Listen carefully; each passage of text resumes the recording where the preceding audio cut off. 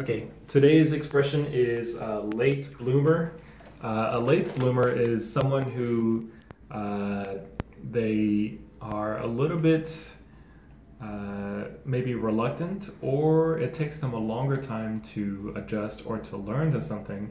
But when they finally bloom, blooming like a flower, when they finally bloom, that's when they really show that they completely understand the concept, or they understand something very well or fully.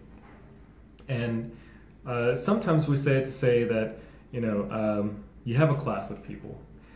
In that class, there's one person that it takes them a long time to really understand something because they try so hard to be so comprehensive about it.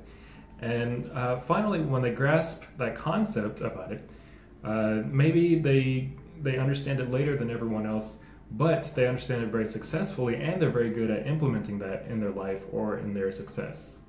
So that's how we call it. Sometimes we say, oh, don't worry about him. He's just a little bit of a late bloomer.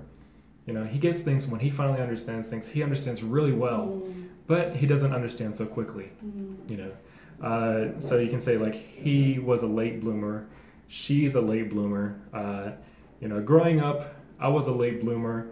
In middle school, I couldn't understand the concept of, you can say like any subject like algebra or something. I was a late bloomer in math. Or you can say you were a late bloomer overall. Or you can say you were a late bloomer physically in sports.